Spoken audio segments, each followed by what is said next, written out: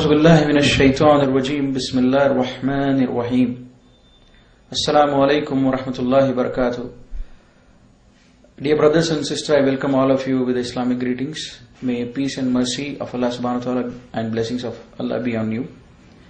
Rabbi shrah li sadri wa yassir li amri wahlul 'uqdatam min lisani yafqahu qawli. Allahumma tahhir qulubana minan nifaq wa amalina minar riya. I would like to introduce myself just before I share my story, how I embraced Islam.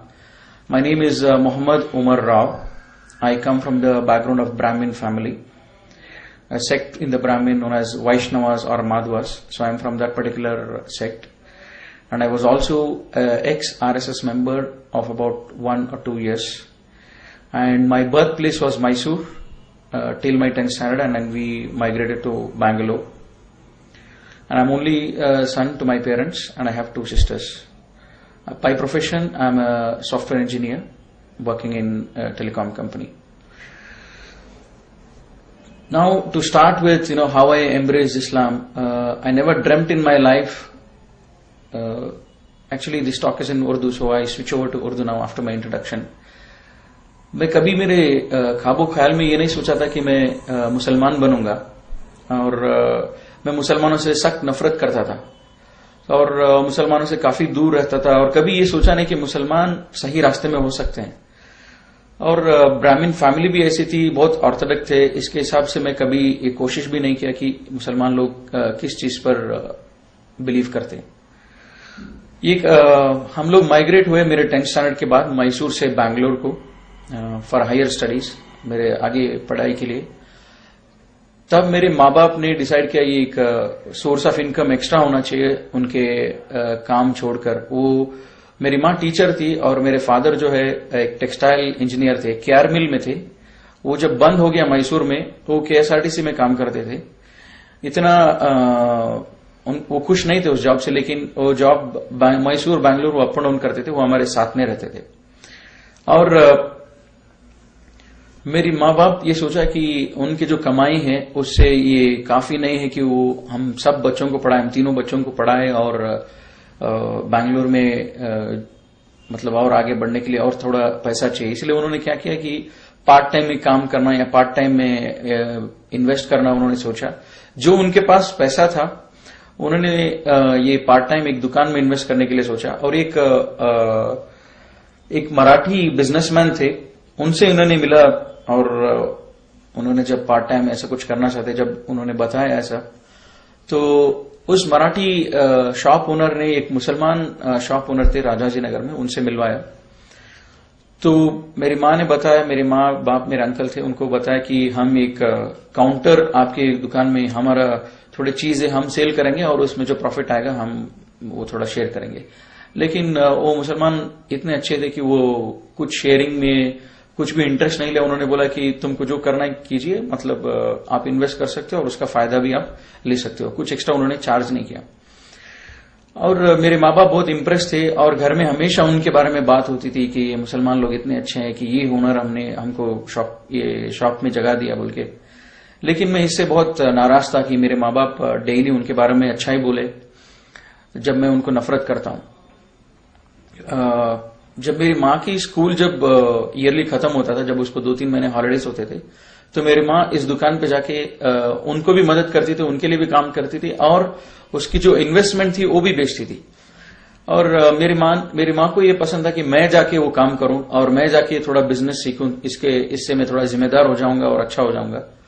और घर में मुझे बोले कि तुम जाके इसको संभालो, और मैं बोला कि मैं किसी से भी काम करूंगा, मुसलमान के साथ मैं नहीं कर सकता हूं, और कोई जरूरी भी नहीं है कि अभी मैं काम करूं, और घर पे इतना गरीबी नहीं है मैं काम करके आपको कमा के खिलाऊं जब मैं पढ़ रहा हूं। मेरी माँ ने मान लिया, और मैं दूसरी जगह काम करता था 1-2 दिन के लिए, फिर बाद में छोड़ दिया और घर में रहता था ड्यूरिंग माई हॉलीडेज, जब मेरे छुट्टियां होती थी। तो फिर जब दूसरी बार मेरी माँ को छुट्टियां आई, तो मेरी माँ, मेरे नानी माँ और मेरे पेरेंट्स सब मुझे बहुत इंसल्ट किए कि तुम जाके करो, तुम जाके काम करो। जब तुम्हारी माँ जाके काम कर रही है, तुम्हारे बहन जाके काम कर रहे हैं, और उनकी बिजनेस वो देख रहे हैं, तुमको भी देखना चाहिए, तुम्हारे पैसा है, ऐसे घर में बैठने से अच्छा तुम जाके करो, घर की औरतें कर रहे हैं बाहर। तब मैंने सोचा कि ठीक है जाता हूं। फिर घर मैंने उस दुकान में गया, राजा जी नगर में। वो लोग बोले आप चिकपेट में हमारी मदद कीजिए, इधर आपकी जरूरत नहीं। तो उधर मैं काम कर रहा था। जब इधर मैंने काम करना शुरू किया, मुझे और ज्यादा गुस्सा आया कि इनको देखकर वहां पे हिंदू लड़कियां मुसलमान होते थे। तब मैं बहुत नफरत करता था उन लोगों को जो मुसलमान कराते थे ऐसे लोगों को। मैं सोचा ये मुस्लिम लोग इंडिया में क्या कर रहे हैं, इनको तो जगह पाकिस्तान में है, ये लोग हमारे हिंदुओं को क्यों कन्वर्ट कर रहे हैं। तो फिर बहुत गुस्सा था, बहुत झगड़ा करता था उनसे। फिर ऐसी ये जब हो रहा था, वो शॉप के ओनर जो थे वो बैंगलोर में नहीं थे, वो कहीं और थे, बॉम्बे में थे। और इसी आर्ग्यूमेंट में उन्होंने थोड़ी चीज बताई। फिर बाद में उन्होंने बोला कि आप कुरान पढ़ो, कुरान से आपको कुछ समझ में आएगी, एक किताब है। फिर बाद में मैं सोचा कि अच्छा मैं इनको सिखा। अब मैं हिंदू लड़कियों को जब पूछा तुम लोग क्यों इस्लाम में, वो लोग कुछ आंसर नहीं करते। तो वो इतना ही बोलते थे कि ये सच है इसलिए हम आ गए, या ज्यादा वो बोलते नहीं थे। और मैं सोचा कि अब आप लोग, ये लोग तो अनएजुकेटेड हैं, मैं ब्राह्मण फैमिली से हूं और मैं समझता हूं हिंदुइज्म क्या है बराबर, और मैं इनको एक सबक सिखाऊंगा, मैं इनको हिंदुइज्म सिखाऊंगा ताकि हम भी सच हैं। तब मैं हिंदुइज्म और ज्यादा गौर से देखने लगा कि हिंदुइज्म में है क्या। और मीन टाइम कुरान भी मैं पैरेलली कुरान भी पढ़ रहा था। थोड़े मैं एनालिसिस किए, थोड़े भगवान की एज पर हिंदू बिलीफ वो क्या करते थे, उनकी क्या हिस्ट्री है, उनकी क्या बैकग्राउंड है, उनकी क्या ये है। उसके बाद मैं क्रिश्चियनिटी भी पढ़ा। फिर बाद में मैं इस्लाम कबूल किया। तो वो एनालिसिस मैं आपको बता रहा हूं। अभी पहले जो थे, जब मैं आरएसएस मेंबर था, हमको डेली सुबह में ये बोलते थे कि राम मंदिर हमारा है, कश्मीर हमारा है, तो ये सब होता था। फिर बाद में मैं सोचा कि राम मंदिर, जब उसको बोल रहे कि राम हमसे ज्यादा, सबसे ज्यादा पावरफुल भगवान है, तो उसके बारे में थोड़ा एनालिसिस किया। राम जो है वो एक जो किंग बोलते हैं, जिसको बोलते हैं राजा, वो राजा के घर में पैदा होता है और उसकी 7 बीवियां होते हैं उस राजा को। और 7 बीवियों में एक बीवी के बेटे होते हैं राम। और कुछ फैमिली मिसअंडरस्टैंडिंग से इस भगवान को, जो आज पर हिंदू बिलीफ, इसको घर से बाहर निकाल देते हैं और उसको बोलते हैं वनवास। एक 14 ईयर्स ये वनवास को भेजते हैं जंगल में। इस टाइम पे क्या होता है, रावण एक राक्षस है और वो राक्षस राम की वाइफ को किडनैप करना चाहता है। और जब ये प्लान बना रहा है, राम को ये मालूम भी नहीं कि मेरी वाइफ को कोई किडनैप करने के लिए प्लान कर रहा है। और राम को ये मालूम नहीं हो रहा है कि इस बात राम को मालूम ही नहीं हो रहा है। तो मैं सोचा कि भगवान को अगर उसको मालूम ही नहीं हो रहा है, उसके घर वालों पर अटैक हो रहा है, तो उसको क्या मालूम रहेगा मेरे ऊपर क्या मुसीबत आएगी, मुझे कैसे बचाएंगे। तो इसलिए मैं और आगे जब स्टोरी देखा रामायण, और रामायण जब पढ़ा, यहां तक आती है कि रावण प्लान बनाता है और उसके काम वालों को बोलता है तुम जाके उसके सामने एक हिरन बन जाओ। जब तुम हिरन बन जाओगे, राम और लक्ष्मण जो है तुम्हारे पीछे भागेंगे, और जब तुम्हारे पीछे भागेंगे तुम ज्यादा दूर भागो, और जब राम और लक्ष्मण जब ज्यादा दूर चले जाए घर से, तब मैं आके सीता को किडनैप करूंगा। तो ये ऐसा ही होता है। और राम को ये 1% भी इसका मालूमात नहीं होता है। और ये मैं सोचते रहता था ये भगवान कैसा हो सकता है, उसके घर वालों के ऊपर कोई अटैक कर रहा है और उसके घर वालों को कोई किडनैप कर रहा है, लेकिन इसको मालूम भी नहीं हो रहा है। और ऐसे ही आता है, रावण की काम वाला जो है वो हिरन बन जाता है, राम उसके पीछे भागता है, लक्ष्मण भी उसके पीछे भागता है, ये बोलकर ये लक्ष्मण रेखा है, इसको पार मत करो। और वो दोनों भागते हैं। अभी इसके टाइम पे क्या होता है, रावण जो है एक भिक्षुक, जो बोलते हैं ये भीख मांगने वाले के वेश में आते, वो उसको सीता को बुलाता है कि मुझे कुछ चाहिए। अब सीता जब बाहर आती है, वो बोलती है मैं ये रेखा से आगे नहीं आ सकूंगी। फिर उनके बाद में डिस्कशन होता है और रावण बोलता है कि आप बाहर आके देना चाहिए कि मैं कोई भिक्षुक नहीं हूं, लेकिन मैं एक अच्छा भिक्षुक हूं। तो सीता उस लक्ष्मण रेखा से पार करती है। पार करके जो है जब जाती है, रावण उसको किडनैप करता है। जब वो किडनैप कर रहा होता है, तब भी राम को और लक्ष्मण को मालूम नहीं होता कि मेरी बीवी मेरे घर पे अकेली है और उसको कोई किडनैप कर रहा है। हाँ, जब किडनैप हो रहा है तभी भी सीता अपने आप को बचाने की भी कोशिश नहीं करती है। वो बहुत मजबूर होती है और वो रावण किडनैप करता है, वो लेके चले जाता है। इसके बाद जो है राम उसको तलाशने के लिए, वो उसको कौन किडनैप किया, उसको वापस लेके आने के लिए वो कितने साल लगा देता है। और ये हनुमान जिसको बोलते हैं, ये उनको बोलते हैं वानरू बोलते हैं कन्नड़ा में, इंग्लिश में उसको बोलते हैं मंकीज। उनकी मदद से ये बंदरों के मदद से वो कितने सालों के बाद सीता को वापस लेके आता है। और मेरे दिमाग में यही बात आता था, अगर राम सच्ची में भगवान है तो उसको इन वायुसेना की क्यों इनकी क्यों जरूरत है? ये वानरों जिसको बोलते हैं बंदर, इसकी क्यों जरूरत है? ये खुद जाके लेके आ सकता है। अगर ये भगवान है तो इसकी कोई जरूरत नहीं कि इसको किसी और की मदद की जरूरत नहीं।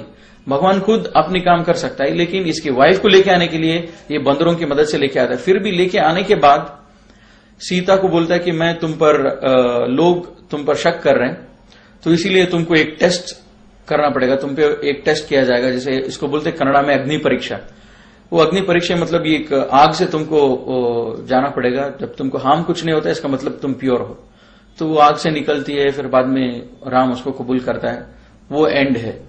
तो मैं सोचता था राम हिंदू के हिसाब से वो एक भगवान है और सीता भी एक भगवान है। जब भगवान एक दूसरे के ऊपर भरोसा नहीं करते हैं तो ये बात कुछ समझ में नहीं आती, भगवान के ऊपर क्यों भरोसा नहीं करता है? तो फिर मुझे ये लगा कि एक स्टोरी है। अब जब कुरान पढ़ रहा था, मेरे नानी को और मेरे माँ बाप को जब पूछता था रामायण जो है इसको कौन हमको दिया, रामायण किसने दिया हमको, तो वो बोलते थे रामायण लिखा हुआ है एक ऋषि से, वाल्मीकि जो बोलते हैं वो ऋषि ने लिखा है रामायण।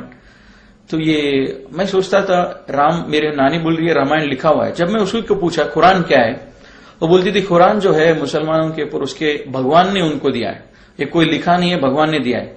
तब मैं सोचा नेचुरली जब ये किताब जो भगवान से है वो ज्यादा पावरफुल रहेगी, जो किताब लिखी हुई है वो ज्यादा वीक रहेगी।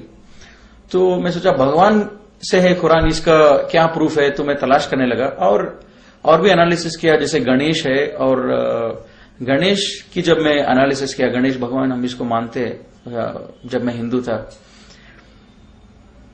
अभी पार्वती जिसकी पत्नी है, ईश्वर शिवा जिसको बोलते हैं, ईश्वर एक जो मोस्ट पावरफुल गॉड है, एक मोस्ट पावरफुल सबसे ताकतवर भगवान है। और ये ईश्वर की पत्नी है पार्वती। ईश्वर इतना ताकतवर है, अगर वो तीसरा आंख भी खोल देगा तो वो दुनिया भस्म हो जाएगा, ऐसा सब बिलीफ है। तब तो ऐसी ताकतवर भगवान की ये पत्नी है पार्वती, और वो भी भगवान है, गॉडेस बोलते हैं इंग्लिश में उसको। तो पार्वती उसको नहाना होता है और वो गणेश को बना देती है कि तुम मेरा वॉचमैन रहो। मैं सोचता था इतनी पावरफुल, इतनी ताकतवर भगवान की बीवी को सिक्योरिटी क्या जरूरत है? फिर भी वो बनाती है गणेश को, फिर वो नहाने जाती है और ईश्वरा जो है घर में दाखिल होता है। उसके घर में जब आता है वो पूछता है गणेश को तुम कौन हो?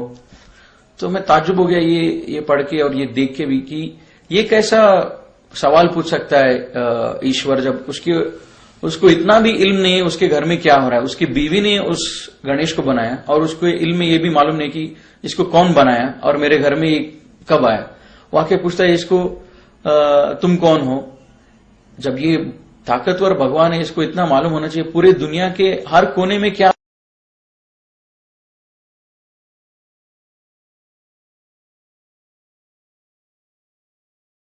हो रहा है, इसको मालूम होना चाहिए। लेकिन ये भगवान घर में आके बात करता है और गणेश से पूछता है कि तुम कौन हो। इसका मतलब जब ईश्वरा को उसके खुद के घर में जो हो रहा है वो मालूम नहीं है, तो मेरे घर में या दूसरों के घर में जो प्रॉब्लम्स इस दुनिया में हो रहा है उसको कैसे पता चलेगा? तब मैं सोचा ये जो है ये भी एक स्टोरी की जैसी लग रही है। फिर आगे जब देखेंगे स्टोरी क्या होता है, फिर ईश्वरा जो है गणेश की गर्दन काट देता है जब गणेश उसको अंदर जाने नहीं देता है। उस टाइम पे पार्वती आती है और पूछती है कि तुमने ऐसा क्यों किया, ये मेरा बेटा है और इसको वापस जिंदा करो। और ईश्वरा बोलता है मैं इसको जिंदा नहीं कर सकता हूं क्योंकि मैंने उसको काट दिया है। और पार्वती और ईश्वरा ये काफी दिनों तक ये झगड़ा चलता है। फिर बाद में ईश्वरा बोलता है कि मैं इसको हाथी का सर से उसको जोड़ता हूं और उसके एसोसिएट्स को बोलता है कि तुम हाथी इस डायरेक्शन पे जो सोया हुआ है वहां पे जाओ और उस हाथी को आप कट करो, उस हाथी के सर को, और वहां लेके आओ और मैं इसको जोड़ दूंगा। अब लेके आते और उसको जोड़ देता है। अब मैं सोचा ये क्या लॉजिक है, उसी सर को ज्यादा आसानी से जोड़ सकता है, हाथी के सर को क्यों जोड़ा? जब जान नहीं दे सकता हूं बोल के फिर बाद में हाथी के सर से क्यों उसको जान वापस दिया? बाद में मैं सोचा कि इतना बेरहम क्वालिटी, जब इसको सर उड़ा देना, कट कर देना, ये क्वालिटी भगवान की नहीं हो सकती है। इतनी बेरहमी से एक गलती उसने किया, उसने जाने नहीं दिया, उसको कत्ल कर दो इमीडिएटली। ये तो बेरहम एक कैरेक्टर है, भगवान की नहीं हो सकती है। फिर बाद में मैं सोचा गणेश की मैं पूजा क्यों करूं, जब वो खुद अपनी सर बचा नहीं सका तो उसकी क्यों पूजा करूं, जो उसकी अपने आप की अपने खुद की जान की जब वो रक्षा नहीं कर सकता, क्योंकि मेरी जान की, मेरे घर वालों की, मेरी माल की क्या रक्षा करेगा वो। तो इसीलिए मैं वो स्टोरी सुन के मुझे बहुत ये हुआ, अफसोस हुआ और पढ़ के। और मैं जब मेरी नानी और इनसे सब पूछता था, मेरे घर वाले जो भी बड़े थे, माँ बाप थे, उनसे पूछता था कि भगवान को देखा कौन है। जब हम पूछते कि गणेश की फेस जो है ऐसा है, ईश्वरा का फेस ऐसा है, हमको कैसा मालूम है ये, तो घर में बोलते थे नहीं ये हम कर रहे हैं क्योंकि ये हमारी पूर्वज जो है बहुत पहले से करते आ रहे हैं, तो इसीलिए हम कर रहे हैं ये बात, तो इसीलिए हम पूजा कर रहे हैं इस मूर्तियों की। और जब मैं कुरान पढ़ रहा था, कुरान में भी यही आता है कि क्या अगर तुम्हारे पूर्वज जिहालत में थे, जब तुम्हारे सामने सच्चाई वाजे हो गई, क्या तुम भी जिहालत में रहोगे। तो मैं सोचा ये किताब जो है ये आंसर दे रहा है, जो मेरे क्वेश्चंस जो मैं माँ बाप के पूछ रहा हूं उस क्वेश्चंस को ये किताब मुझे आंसर दे रहा है, ऐसा लग रहा था मुझे। लेकिन मैं सोचा वो फिर बाद में मैं और डीपली हिंदू एनालिसिस किया। मैसूर का था, हमारे मैसूर में चामुंडेश्वरी हिल जो है, वो हिल एक विटनेस है, ये एक भगवान थी, एक भगवान है बोल के, इसलिए मैं सोचा ये शायद ये भगवान मुझे बचा लेगी इस मुसलमान से आर्ग्यू करने के लिए। जब मैं उसके बारे में जब थोड़ा जानकारी लिया, वो भगवान चामुंडेश्वरी जिसको बोलते हैं, महिषासुर एक बड़ा राक्षस होता है। हिंदुइज्म में एक कॉन्सेप्ट है कि ये देवरु राक्षसरु, इनके बीच में हमेशा लड़ाई होती रहती है। ये राक्षसरु एक सेक्ट है, ये लोग जब राक्षस होते हैं, और ये राक्षस का ऑब्जेक्टिव इतना ही है कि ये लोग दुनिया में सबसे बड़े हो जाएं और ये देवरु जो है उनको खत्म करें। तो ये दोनों के बीच में बार बार लड़ाई होती रहती है। तो महिषासुर जो भी है वो भी एक राक्षस होता है, और ये राक्षस जो है ये लंबी तपस्या में बैठता है काफी सालों तक। जब इसकी तपस्या कबूल होता है, ब्रह्मा जो क्रिएटर है हिंदू बिलीफ के हिसाब से, वो इस तपस्या को कबूल करता है और वो बोलता है आपको जो चाहिए मांगे मैं दूंगा। और ये महिषासुर ये जो राक्षस है ये पूछता है कि मुझे सबसे ज्यादा ताकतवर बनाओ और मुझे अमर बनाओ, मुझे चिरंजीव बनाओ, मतलब मुझे कभी मौत नहीं आना चाहिए। और ब्रह्मा बोलता है ठीक है, ये विश आपको, ये वर मैंने आपको दे दिया। अब क्या होता है, और एक कॉन्सेप्ट है कि ये भगवान हिंदू हिसाब से, हिंदू के बिलीफ के हिसाब से ये एक जगह पर रहते हैं, उसको बोलते हैं देवलोक। और जो राक्षस रहते हैं उनका अलग जगह होता है, और मानव जो बोलते हैं मनुष्य और ये ह्यूमन बीइंग जो बोलते हैं उनका जगह है ये दुनिया। और ये राक्षस महिषासुर को जब मिल जाता है एक वर, सबसे ताकतवर बन जाऊंगा, और सबसे ताकतवर बनता है और इसको मौत कभी टच नहीं करेगी, ये जाता है देवलोका को और सबको देवताओं को मारने के लिए। मैं सोचता था कि ये कैसा कॉन्सेप्ट है, ये राक्षस तपस्या में बैठा, एक इबादत में बैठा इतने साल तो, और इतने साल के बाद उसने भगवान से वर मांगा कि मुझे ताकतवर बनाओ, और उसको भगवान ने वर दिया, फिर उसी भगवान की ये कत्ल करने जा रहे हैं। तो इसका मतलब मैं भगवान को उल्लू बना सकता हूं, कभी भी भगवान 10 साल बैठो, भगवान से वर ले लो और उसके बाद में उसी को मारने लगो। तो मैं सोचा ये एक इमेजिनरी स्टोरी है, ये सच नहीं हो सकता है, ये लॉजिकल नहीं है। तो बाद में क्या हुआ, ये राक्षस जब सबको मार रहा होता है, ये लोग देवते बोलते हैं, देवतेगणु, ये लोग सब जाके इनसे मिलते हैं, ब्रह्मा विष्णु महेश्वरा, इनसे जाके मिलते हैं और इनको पूछते हैं कि हम ऐसे मुसीबत में हैं, ये महिषासुर जो है हमको मार रहा है, हम क्या करें अभी। ये ब्रह्मा बोलता है अरे इसको मैंने वर दिया है, अभी मैं इसको वापस नहीं ले सकता हूं, मैं वापस अगर लूंगा ये फिर से भी डीएक्टिवेट नहीं होगा, इसका एक बार मैंने वर दे दिया, मैं वापस नहीं ले सकता हूं। तो मैं सोचा कि ऐसा कैसा हो सकता है, मैं 10 साल बैठ के भगवान को उल्लू बना के एक वर ले लूं और बाद में उल्टा मैं भगवान को ही मारना शुरू कर दूं, ये सच नहीं हो सकता है। फिर ब्रह्मा बोलते हैं अच्छा मेरे पास एक रास्ता है इसको मारने के लिए, मैंने जो इसको वर दिया है, तुम सबसे ज्यादा ताकतवर हो जो दुनिया में ऑलरेडी हैं, भगवान आदमी कोई भी हो, तुम सबसे ज्यादा ताकतवर हो जो अभी मौजूद है इस दुनिया में, लेकिन जो आने वाले हैं उनसे ज्यादा ये ताकतवर रहेगा, ये तो वर नहीं दिया हूं, तो इसलिए हम ये काम करेंगे, एक नया एक भगवान को हम पैदा करेंगे जो उससे ज्यादा ताकतवर होगा और वो उसको मारेगा। तो ये क्या करते हैं, विष्णु बोलता है मैं औरत हो जाऊंगा, और शिवा जो है बोलता है कि मैं और तुम, हमारा मिलन होगा, हमारे मिलन से जो बच्चा पैदा होगा वो बच्चा जो है वो नया भगवान होगा और वो महिषासुर को कत्ल करेगा। और जो बच्चा पैदा होता है उसका नाम होता है चामुंडेश्वरी। वो लड़की होती है उसको चामुंडेश्वरी बोल के नाम रखते हैं, मतलब चामुंडेश्वरी, वो ईश्वर का भी नाम ही आता है चामुंडेश्वरी। वो जाके उसको कत्ल कर देती है महिषासुर को। मैं सोचा, एक मिनट के लिए सोचा, अगर मैं भगवान होता, मैं ब्रह्मा के जगह होता, तो मैं कभी, मुझे मालूम हो जाता था कि ये राक्षस 10 साल के लिए इसलिए बैठा है मुझे मारने के लिए, ये देवरों को खत्म करने के लिए इसलिए बैठा है, तो मैं कभी वर नहीं देता। ऐसा पूरा ड्रामा करने से अच्छा मैं वर नहीं देता, और या तो वर देने के बाद उसको कत्ल कर देता। तो ये सब देख के मुझे लगा एक हिंदुइज्म, एक माइथोलॉजी। और मेरे माँ बाप और सब लोग बोल रहे कि हमारे भगवान जो हम जिसको पूज रहे हैं, जो भी हमारे मूर्तियां हैं, बस ये लोग, ये सच कोई किताब में नहीं है, लेकिन हम कर रहे हैं इसलिए क्योंकि ये हमारे पूर्वज कर देते। और एक ऐसी चीज थी जिससे मुझे ये आसान हुआ हिंदुइज्म के बारे में मैं बिलीफ छोड़ने के लिए, कि हमारे घर में एक कॉन्सेप्ट है मने देवरू, जिसको बोलते हैं घर का भगवान। हर एक घर का अपना अपना खुद का भगवान होता है। तो मेरे घर में भी हमारा मने देवरू जो बोलते हैं, हमारा घर का भगवान जो था वो स्नेक था, स्नेक, सांप। और मेरे कजिन का मने देवरू घर का भगवान था ईगल। मेरे घर में जब भी फेस्टिवल होता था मेरी माँ बोलती थी कि उनके घर पे जाओ मत, और उनके घर में जब फेस्टिवल होता था वो बोलते थे कि मेरे कजिन को मेरे घर पे आओ मत, क्योंकि ये ईगल गॉड और स्नेक गॉड और बोथ आर एनिमीज। तो मेरी माँ बोलती थी तुम्हारा गॉड जो है वो स्नेक है, अब उनका गॉड ईगल है, तब जब तुम फेस्टिवल में जाओगे तो तुमको प्रॉब्लम हो जाएगा। मैं सोचता था हाउ इलॉजिकल इट इज, ये तुम क्या बोल रही हो, ये सब मुझे समझ में नहीं आती है। क्योंकि मैं कजिन के घर जाना चाहता हूं और अच्छा खाना खाना चाहता हूं उधर भी, because I want to show my new dresses there, लेकिन तुम बोल रहे हो तुम जाओ मत। ये कैसा हो सकता है, भगवान और भगवान के बीच में दुश्मनी। और अल्लाह ताला कुरान में बोलता है कि इस कायनात को बनाने में अगर एक से ज्यादा लोग होते, एक से ज्यादा क्रिएटर होते, तो बहुत ज्यादा कंफ्यूजन होता है इस दुनिया में। तो मैं ये कंफ्यूजन मेरे घर में ही दिख रहा है, क्योंकि मेरी माँ बोल रही है हमारा घर का भगवान जो है स्नेक है, और मेरे कजिन का घर का भगवान जो है वो जो है ईगल है। तो ये भी एक ऐसी चीज थी which help me to I believe more in Islam. ये ऐसे सब चीज थी। और कुरान इसके बारे में लाइव अल्लाह ताला is talking to me in this book. अल्लाह ताला बोल रहा है कि ये अगर इस दुनिया को बनाने में बहुत सारे भगवान होते तो उन भगवानों के बीच में बहुत सारे प्रॉब्लम भी होते। जैसे मैंने देखा रावण और राम और ब्रह्मा, महिषासुरा और जो है ईश्वरा, पार्वती, और ये सब जब देखा मैं, एक भगवान को दूसरे भगवान के बारे में मालूम ही नहीं है, जानकारी नहीं है।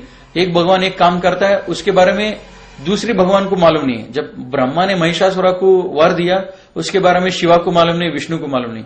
जब ये सब कंफ्यूजन ही है। तो अल्लाह ताला कुरान में भी यही बोल रहा है कि अगर इस दुनिया को, और इस दुनिया में अगर एक से ज्यादा खुदा होते, तो एक से ज्यादा क्रिएटर होते, एक से ज्यादा अल्लाह होते, तो बहुत सारे प्रॉब्लम होते।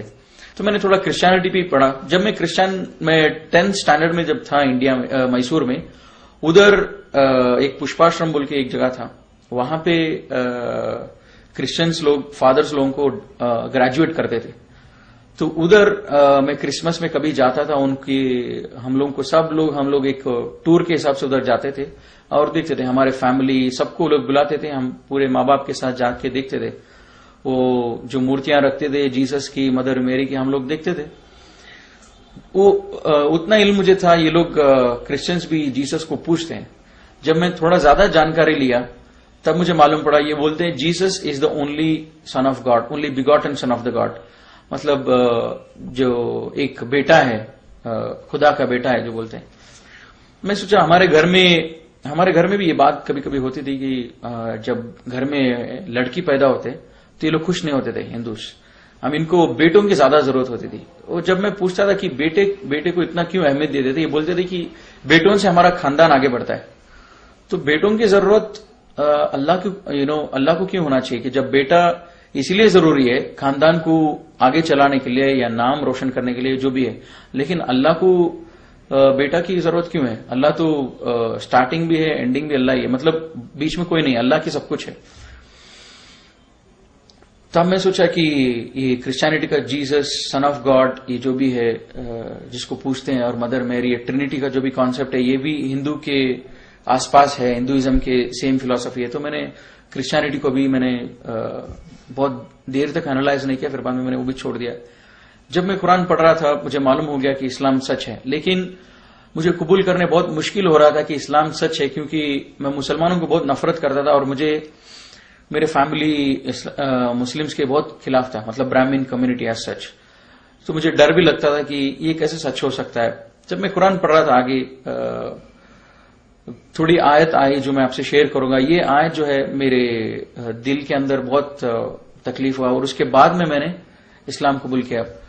मैं सोचा अल्लाह ताला कुरान में बोलता है कि मैं हर चीज को माफ करूंगा जिसको चाहिए उसको, लेकिन शिर्क को माफ नहीं करूंगा। तो मैं सोचा मैं शिर्क को छोड़ दूंगा, बाकी सारे चीज मैं करते रहूंगा, क्योंकि शिर्क को छोड़ने के बाद मैं ऐसा कोई गुनाह नहीं कर रहा हूं जिससे मुझे अल्लाह ताला पनिशमेंट दे।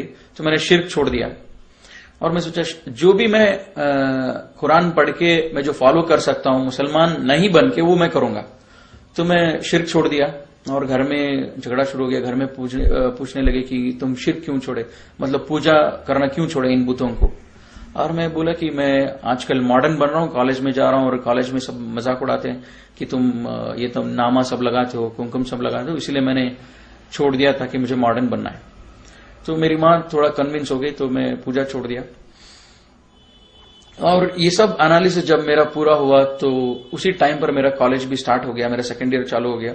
तो मैं वो दुकान से बाहर आ गया।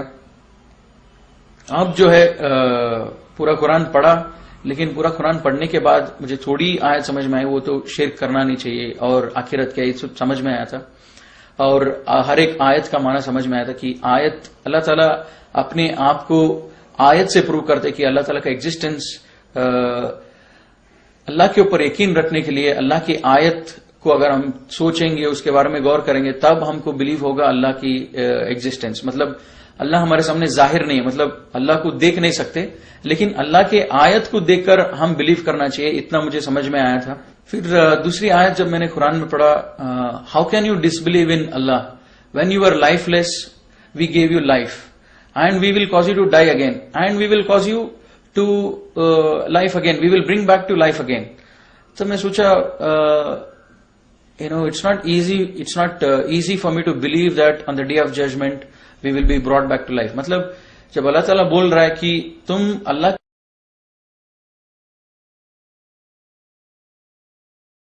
के ऊपर कुफ्र कैसे कर सकते हो जब तुम नहीं थे और बाद में तुमको अल्लाह ने एक लाइफ दिया, फिर बाद में अल्लाह तुमको मौत देगा, फिर उसके बाद में अल्लाह तुमको फिर से वापस जिंदगी देगा, खड़ा करेगा आखिरत के दिन। तो मैं सोचा हाँ ये सच है, अल्लाह ताला जो बोल रहा है ये सच है। क्यों 18-20 ईयर्स बैक मेरा एग्जिस्टेंस ही नहीं था, I was not there before I was born. लेकिन ये धरती तो था, मेरे पैदा होने से पहले सेंचुरीज के हिसाब से ये धरती चल रही थी। लेकिन अभी ऐसा कैसा हो सकता है कि how I disbelieve in Allah. Allah says you are lifeless. हाँ मुझे 20-25 years back I was lifeless, मैं नहीं था इस धरती पर। फिर बाद में Allah gave me life, yes Allah gave me life, then afterwards he will cause me to die, we know that we will die, और मैं एक दिन मरूंगा, फिर Allah will bring back me to life again on the day of judgment. And हाँ अल्लाह मुझे फिर से जिंदगी देंगे आखिरत के दिन। जब ये दोनों सच है, मैं जिंदा नहीं था मेरे पैदा होने से पहले, फिर अल्लाह ने मुझे जिंदा किया, अल्लाह ने मुझे लाइफ दिया, फिर मुझे मौत भी देगा अल्लाह ताला। ये दोनों अगर सच है तो तीसरी चीज भी सच है। और this helped me to believe in the day of judgment। at the same time हमारे हिंदुइज्म में ये कॉन्सेप्ट है कि पुनर्जन्म जो बोलते हैं कि अगर मैंने ऐसी कोई गलती की है, जो बड़ा गलती अगर मैंने किया, मैं कुत्ता हो जाऊंगा या तो पिग हो जाऊंगा या तो फिर इंसेक्ट हो जाऊंगा या तो फिर बर्ड हो जाऊंगा। मैं सोचा अगर मुझे कुत्ता पसंद नहीं है, मुझे कुत्ता होना पसंद नहीं है, मैं कुछ भी हो सकता हूं लेकिन कुत्ता होना पसंद नहीं है, पिग होना मुझे पसंद नहीं है, तो मैं क्या काम करूं जिससे मैं कुत्ता होना बच जाऊं या पिग होना बच जाऊं। ये दोनों चीज मैं बनना नहीं चाहता हूं, ये दोनों चीज से मैं कैसे बचूं पुनर्जन्म में। मैं सोचता था इसके बारे में। There is no way it communicates, मतलब ऐसा कोई कम्युनिकेशन नहीं है इनके बीच में मुझे मालूम होने के लिए। अगर मुझे मालूम होना चाहिए ये कुत्ता क्यों बना है, ये कुत्ता ऐसे क्या गुनाह किया है। एक इसका प्रीवियस लाइफ जो था वो एक मनुष्य जन्म था, लेकिन अभी इस जन्म में जो है ये कुत्ता है, इसने क्या गुनाह किया है, ये कुत्ता बना है। मुझे मालूम होना चाहिए ताकि मैं वो गुनाह नहीं करूंगा, मैं वो मिस्टेक्स नहीं करूंगा।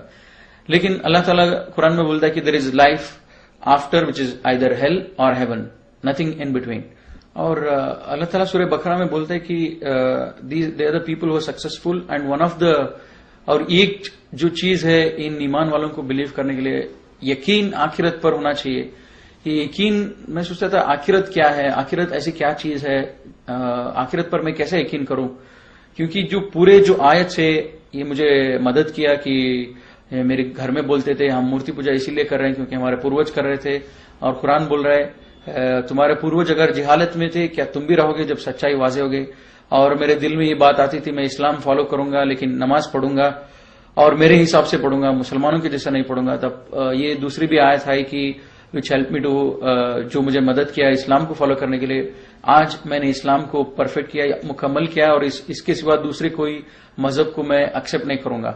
और ये सब आयत मुझे मदद किया। लेकिन मैं सोचा आखिरत के लिए क्या आयत है, और अल्लाह ताला पूरे कुरान में बोलता है कि मेरे बंदों को जो लोग सोचते हैं उनके लिए मैं हर दिन हजारों आयत दिखाता हूं। दिन होता है, रात होता है, बारिश होती है, ये सब देखने के लिए आयत है, लेकिन लोग सोचते नहीं है। तो आखिरत के लिए ऐसा क्या आयत है, मैं सोच रहा था। जब ऐसी टाइम पर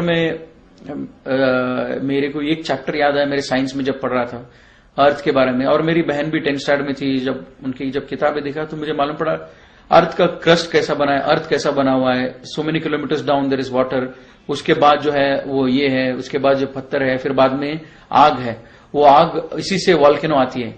तो मुझे सोचा यही एक आयत है अल्लाह ताला जो मुझे कम्युनिकेट कर रहा है। ये आयत है यकीन करने के लिए जहन्नम पर, और जन्नत पर कैसे यकीन करो कि जन्नत रहेगा या नहीं रहेगा। जब मैं टीवी देखता था ये कश्मीर वगैरह सब, कश्मीर और ऊटी जब गार्डन्स देखता था, तब मैं सोचता था अगर दुनिया में इस धरती में अगर अल्लाह ताला इतने अच्छे गार्डन जब बना सकते हैं तो आखिरत में क्यों नहीं रहेगा इतने अच्छे गार्डन। तो मुझे ज्यादा डिफिकल्ट नहीं हुआ, मैंने आखिरत पर यकीन कर लिया। फिर कभी कभी मेरे दिल में यह भी ख्याल आती थी कि क्या ये सब कुछ साइंस से तो नहीं है, ये सब कुछ हम अल्लाह भी नहीं है, ये हिंदुइज्म भी रॉन्ग है, क्रिश्चियनिटी भी रॉन्ग है, ये सब कुछ साइंस से तो नहीं है, मतलब कोई भगवान ही नहीं, ये सब हुआ अपने आप हो गया। तो कभी कभी मेरे दिल में ये भी ख्याल आता था। जब मैं सोचता था उसके बारे में, वो बिग बैंग थियरी ऐसा है कि टू समराइज, मतलब सिंपल वे, कि एक वो फायर बॉल था, आग का बॉल था, और वो जब डिस्ट्रॉय हुआ वो ये दुनिया और ये रिवर्स स्काईज ये सब फॉर्म हो गए। तो ये बिग बैंग थियरी इन ए नटशेल ये जब बोलती है। जब मैं सोचा एक रबर बॉल अगर टूटता है, डिस्ट्रॉय होता है, तो रबर के पीसेस नजर आएंगे, कुछ ज्यादा नजर नहीं आएगा रबर बॉल से ज्यादा। उसी हिसाब से अगर एक फायर बॉल, एक आग का बॉल भी अगर डिस्ट्रॉय होता है तो आग ही दिखना चाहिए हर जगह। ऐसे कैसे कि पानी भी है धरती में और ग्रीनरी भी है और हमारी लाइफ है, ये साइंस भी थोड़ा it was not helping me. तो मुझे मालूम पड़ा कि ये साइंस जो है एक चीज बता रही है, लेकिन it is not only because of big bang theory. लेकिन अल्लाह ताला बोलता है पूरे क्रिएशन कैसे हुआ इन कुरान में, तो वो अल्लाह ने आंसर दिया। अब जब मेरा कॉलेज स्टार्ट हुआ तब मैं पूरा फुल टाइम उस दुकान में नहीं जाता था, लेकिन सैटरडे संडे उस दुकान में जाता था, क्योंकि उस ओनर से भी अच्छी दोस्ती हो गई थी। वो उनका बिहेवियर अच्छा था, जब हमारा सैलरी टाइम पे देते थे, ज्यादा चीटिंग नहीं करते थे मेरे माँ के बिजनेस में, और हमको सब मदद करते थे, और जो भी दुकान में थे उन सबकी मदद करते थे जब जरूरत हो। तब मैं सोचा उनसे मिलने के लिए जाऊंगा। हर सैटरडे संडे जाता था, और जब भी जाता वो बिजी रहते थे उनके काम में, और मैं कुरान पढ़ता था। जब कुरान पढ़ता था नेक्स्ट टाइम जब गया मैं, और हमेशा जब भी मैं कुरान पढ़ने फिर से शुरू करता, मुझे डर लगता था लास्ट टाइम मैंने पढ़ा नहीं बराबर, तो फिर से शुरू करता था कुरान पढ़ने बिगिनिंग से, सूरह फातिहा, सूरह बकरा, फिर से शुरू करता था।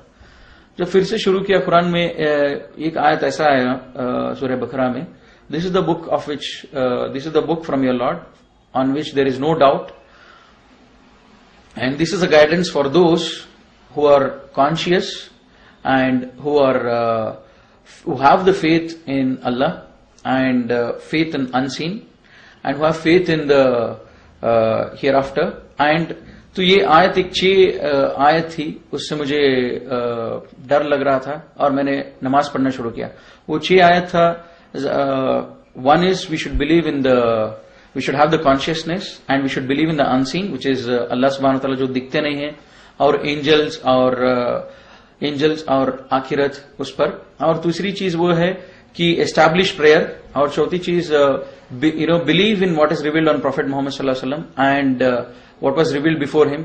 जो प्रॉफिट सल्लल्लाहु अलैहि वसल्लम के ऊपर नाजिल हुआ और उनसे पहले जो नाजिल हुआ उसके ऊपर ईमान लेके आना, ये थी। और जो हमने दिया है आपको उससे खर्च करो, मतलब जकात दो वगैरह, सदका करो। एंड फाइनल चीज था कि आखिरत पर यकीन रखने वाले ये लोग हैं जो रियली सक्सेसफुल हैं, और ये लोग ट्रू गाइडेंस पर हैं, ये लोग जो है सही हिदायत पर हैं। इसीलिए जब ये आयत पढ़ा तब मुझे लगा कि ये आयत के हिसाब से मैं सक्सेसफुल नहीं हूं, कि मैंने शिर्क छोड़ दिया। लेकिन ये आयत बोलता है कि who are conscious and who believe in unseen and who steadfast in the prayer, who establishing the prayers. अब बाकी चीज जकात ये सब तो मेरे लिए इंपॉर्टेंट नहीं था, मतलब मैं उसका एलिजिबल नहीं था। तो मुझे अब जरूरी है कि मैं प्रेयर को एस्टैब्लिश करूं, मतलब मेरे नमाज जो है इसको शुरू करूं। और मैं 2 दिन हो गया, मैं घर चला गया और मैं सोचता रहा मुझे अभी प्रेयर पढ़ना है, कैसे पढ़ना है वगैरह सब। अब मैं इन लोगों से मिला जो ऑलरेडी मुसलमान हुए थे, उनसे पूछा कि तुम लोग कैसे नमाज पढ़ते हो। वो लोगों ने एक डायरी दिखाया, ब्लैक डायरी, हम कन्नड़ा में लिखे, इससे सीखे, हम इससे नमाज पढ़ना शुरू किया। तब मैं भी नमाज पढ़ना शुरू किया जब वो लोग जैसे कर रहे थे। लेकिन नमाज पढ़ने से पहले मैंने ये सूरा जब कोशिश किया पढ़ने के लिए, बहुत मुश्किल हो रहा था मुझे। अल्हम्दुलिल्लाह बोलने के लिए भी मुझे बहुत तकलीफ होता था, क्योंकि ये अरबिक जबान इतना आसान नहीं था मुझे बोलने के लिए। तो काफी टाइम लगा ये सूरा सीखने के लिए। जब सूरा सीखता था बीच में मुझे कभी कभी ये ख्याल भी आता था कि मैं मुसलमानों की जैसा नमाज क्यों पढ़ूं। मैं नमाज पढ़ूंगा मेरे हिसाब से पढ़ूंगा, मेरे हिसाब से मैं नमाज पढ़ूंगा, मेरे हिसाब से मैं अल्लाह से मांगूंगा, अल्लाह से इबादत करूंगा, इनकी जैसा क्यों करूं। और ये अरबिक मुश्किल भी है, तो मैं सोचा मैं इंग्लिश में पढ़ूंगा, नहीं तो कन्नड़ा में पढ़ूंगा, पूरे ट्रांसलेशन है, तो अरबिक में क्यों पढ़ना चाहिए। तब मैं ये सोचा, थोड़े दिन मैं सोचा अच्छा ठीक है ऐसे ही करते हैं। तो मैं फिर से जब गया नेक्स्ट सैटरडे संडे उधर कुरान पढ़ने के लिए, तब सूरह इमरान में मुझे एक आयत आती है, today we have perfected this religion and we have chosen Islam for you. Apart from this religion no other religion is accepted and anybody else follows other than this they are thrown to hell fire. मुझे डर लगने लगा कि पहले दिन मैंने decide किया मैं शिर्क नहीं करूंगा, और जब नेक्स्ट टाइम जब कुरान पढ़ा ये बोल रहा है कि एस्टैब्लिश प्रेयर। अब मैं एस्टैब्लिश प्रेयर करने सोच रहा था। जब एस्टैब्लिश प्रेयर करने के लिए जब पूरे सूराज जब पढ़ रहा था, इतना मुश्किल हो रहा था, मैंने सोचा मेरे हिसाब से मैं नमाज पढ़ूंगा। अब कुरान बोलता है मुझे Islam is the only religion which is accepted. तो मुझे धीरे धीरे डर लगने लगा और ये यकीन आता रहा कि ये किताब जो है एक आदमी लिख नहीं सकता है। जो मेरे दिल के अंदर जो स्ट्रगल हो रहा है, मेरे दिल के अंदर जो दिन रात मैं सोच रहा हूं कि ये सच है, ये सही है, अच्छा ऐसा करूंगा वैसा करूंगा, ये जो हो रहा है उसके जवाब जो है ये कुरान में मुझे मिल रहा है। और मैं ये बात किसी से बोल नहीं रहा हूं, ये इसका जवाब मुझे कुरान से मिल रहा है। मेरे जिसके दिल के हालत पर कुरान मुझे कमांड कर रहा है कि ये सही है, ये गलत है। तो मुझे डर भी लगने लगा और यकीन होने लगा कि इस किताब को एक आदमी नहीं लिख सकता है। मुझे जो भी बनाया हो, जो बनाया है, मुझे जो बनाया है वही इस किताब को नाजिल कर सकता है। तब मुझे यकीन आने लगा ये किताब जो है अल्लाह की तरफ से है। फिर मैं बहुत मेहनत किया, 3-4 महीने लगे, फिर नमाज पढ़ना शुरू हुआ, सब सूराज लर्न किया, फिर नमाज पढ़ रहा था। और कभी कभी नमाज मेरी होती थी, कभी कभी नहीं होती थी, क्योंकि घर पे मेरे माँ बाप के सामने तो नहीं पढ़ता था। और अभी नमाज तो पढ़ रहा हूं, शिर्क नहीं कर रहा हूं, नमाज पढ़ रहा हूं, लेकिन मैं सोचा अभी ठीक चल रहा है, अब जरूरी नहीं कि मैं और आगे जाऊं। तो मैं सोचा अभी मेरा पढ़ाई कंप्लीट कर लेता हूं, मैं इंजीनियरिंग फिनिश करता हूं, फिर बाद में मैं MBA करूंगा, उसके बाद में मैं इस्लाम कबूल करूंगा। तब तक मैं इस्लाम नहीं कबूल करूंगा, तब तक मैं शिर्क छोड़ूंगा और नमाज पढ़ूंगा। ये दो से ज्यादा मैं आगे नहीं बढ़ूंगा। जब नेक्स्ट टाइम मैं जब कुरान पढ़ने लगा, फिर से जैसे मैं शुरू से पढ़ने लगा, सूरह बकरा में दूसरी आयत आती है कि ये लोग किस चीज के लिए इंतजार कर रहे हैं। ये लोग इंतजार कर रहे हैं अल्लाह और अल्लाह की मलाइका को, जब वो आसमान में आ जाए तब तो क़यामत है, मतलब then the matter is settled. तो इंग्लिश में आयत मुझे बहुत लगती थी, what are this people waiting for, are they waiting for Allah to come out with the angels in the clouds, then the matter is settled. इसका मतलब ये था कि ये किस चीज पर इंतजार कर रहे हैं। अगर ये लोग वेट कर रहे हैं अल्लाह के ऊपर यकीन करने के लिए, क़यामत कभी भी आ सकती है, are they waiting for Allah to come out with the angels. तो अब मुझे और डर लगता था कि अब मैं नमाज पढ़ना शुरू किया, अब कुरान बोल रहा है कि मुझे किस चीज के लिए इंतजार कर रहा हूं, और मैं अंदर ही अंदर ये प्लान किया था मैं इंजीनियरिंग पढ़ूंगा, एमबीए करूंगा, उसके बाद में मैं घर से बाहर आऊंगा। जरूरत नहीं था घर से बाहर आने के लिए, लेकिन घर के अंदर भी तो नहीं कर सकता था, एक मुझे मालूम था मुझे घर से बाहर आना है। तो मैं सोचा अभी मुझे और ज्यादा स्टेप्स लेना पड़ा, लेकिन और मैं कुरान पढ़ते रहा और मैं घर पे नमाज पढ़ते रहा। मैं सोचा कि मुझे एक रास्ता निकालना चाहिए कि इस्लाम कंप्लीटली फॉलो करने के लिए, और बार बार अल्लाह ताला कुरान में बोलता है कि इस्लाम में पूरे के पूरे दाखिल हो जाओ। और मुझे मालूम था कि मैं पूरा दाखिल नहीं हूं, क्यों मैं शिर्क छोड़ दिया और नमाज पढ़ रहा था बस, और बाकी जो भी इस्लाम की अहकामात है वो नहीं कर रहा था। जुमा को मस्जिद में नहीं जा रहा था, और रोजा जब रखता था कभी कभी रखता था, कभी कभी नहीं रखता था। तो मुझे मालूम था कि मैं इस्लाम में कंप्लीटली नहीं हूं, मुझे कंप्लीटली आने के लिए कुरान बोल रहा है, अब मुझे कंप्लीटली आना चाहिए। फिर बाद में पहला रमजान आया, मैं पहले रमजान में अल्हम्दुलिल्लाह पूरे के पूरे रोजा रखा। फर्स्ट 2 डेज शायद छूट गया होगा, पूरे के पूरे रोजा रखा। और मेरे घर में बहुत झगड़ा होती थी कि माँ को डाउट आने लग गया मैं रोजा रख रहा हूं बोल के। अब जब उसको डाउट आता था उस दिन मैं उससे बचने के लिए वो जब फोर्स करती तो उसके सामने खा लेता, तो ऐसे 2 रोजे छूट गए होंगे। फिर पहले रमजान हुआ, फिर बाद में मैं अल्हम्दुलिल्लाह थोड़ा स्ट्रांग हुआ, थोड़ा यकीन भी हुआ।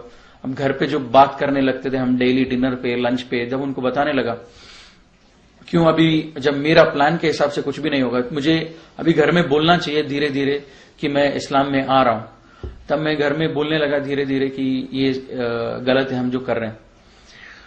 फिर ये सब बोलता भी रहा, और कॉलेज में जाते, कॉलेज भी पढ़ाई भी होती थी, कभी कभी दिल में ये ख्याल भी आता था कि ये सब जरूरी है क्या, अभी मैं बच्चा हूं, अभी मैं 17-18 ईयर्स में हूं और मुझे पढ़ाई पे ध्यान देना चाहिए, ये सब जरूरी नहीं है। ये अभी ठीक है मैं शिर्क छोड़ दिया और नमाज पढ़ रहा हूं, लेकिन घर से बाहर जाना जरूरी नहीं है, मैं सब कमाऊंगा, अच्छा पोस्ट पे आऊंगा, तब जाके मैं पूरा का पूरा इस्लाम फॉलो करूंगा।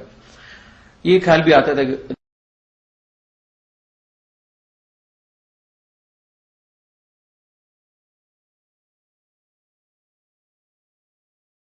कभी नमाज के लिए भी इरेगुलर हो जाता था, जब घर में नमाज पढ़ने की अपॉर्चुनिटी भी जब होते थे वो नमाज छोड़ देता था कोई भी बहाना लेके। फिर बाद में कभी भी हॉलीडेज आता, सैटरडे संडे, फिर वो दुकान में जाता, कुरान पढ़ता था। जिससे बिगिनिंग से जब पढ़ता था वो कुरान में आता था कि सूरह बकरा में there are people who say we believe in Allah in the last day and they are deceiving Allah, they think they are deceiving Allah and the believers, but they are not deceiving anybody else, they are deceiving themselves. इसका मतलब ये कि थोड़े लोग हैं जो बोलते हैं कि हम अल्लाह पर ईमान रखते हैं और आखिरत पर ईमान रखते हैं, लेकिन वो हकीकत पे ईमान नहीं रखते हैं, वो बस एक मजाक कर रहे हैं, एक धोखा दे रहे हैं अल्लाह और अल्लाह के बंदों को। लेकिन ये धोखा किसी और को नहीं, अपने आप को धोखा दे रहे हैं। तब मैं सोचता था कि क्या ये आयत मेरे लिए है क्या, कि क्या मैं अल्लाह को धोखा दे रहा हूं, क्या मैं अल्लाह के बंदों को धोखा दे रहा हूं। तब मैं तुरंत सोचता था कि और जब फॉलोइंग आयत ये आती है, when they are alone with their evil ones they say we were just mocking at them, we were not believers.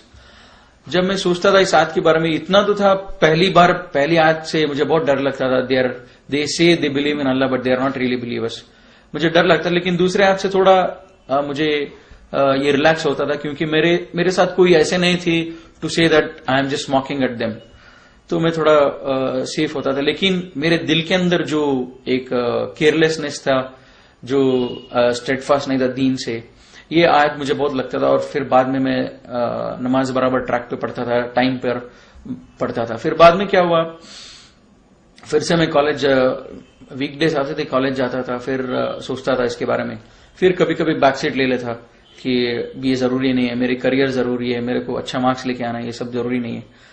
फिर 1-2 आयत ऐसी मैं पढ़ा, फिर बाद में दैट चेंज्ड माय लाइफ। फिर बाद में मैं घर में ओपनली डिस्कस करने लगा इस्लाम के बारे में। वो लास्ट एक आयत ये थी which really help me a lot to change, मतलब बहुत मुझे मदद किया है चेंज करने के लिए मेरे लाइफ। वो था कि when the death approaches them they will my angels will ask them what state you were in, and they will reply we were weak and oppressed in this world, and angels will reply was Allah's land was not vast enough for you to emigrate and follow Islam। मतलब जब इनकी मौत आएगी, मेरे मलाइका इनको पूछेंगे कि तुम किस हालत में थे, और ये लोग रिप्लाई करेंगे कि हम बहुत वीक थे, हम बहुत मजबूर थे। मेरे मलाइका इनको रिप्लाई करेंगे, क्या अल्लाह की धरती इतनी विशाल नहीं थी ताकि तुम हिजरत करके तुम इस्लाम फॉलो करो? तब ये मैं सोचा ये अल्लाह ताला मुझे बोल रहा है। मैं बार बार अपने आप को, मैं फजर नहीं पढ़ रहा हूं, असर नहीं पढ़ रहा हूं, मेरी माँ है, मैं वीक हूं, मैं बहुत कमजोर हूं, मैं कमा नहीं रहा हूं, अब मैं पूरा का पूरा इस्लाम फॉलो नहीं करता हूं। ये सब मेरे दिल में आता था। जब ये आयत पढ़ा तो मुझे लगा कि अल्लाह ताला is answering to my question in my heart. तो तब मैं सोचा अच्छा ठीक है, अभी मैं ओपनली डिक्लेयर करूंगा घर में। अब घर में मैं ओपनली बोलने लगा इस्लाम सच है और तुम लोग जो कर रहे हो सही है, तुम लोग जो कर रहे हो वो सही नहीं है और मैं जो कर रहा हूं वो सही है, और ये मूर्ति पूजा सब हिंदुइज्म में नहीं है।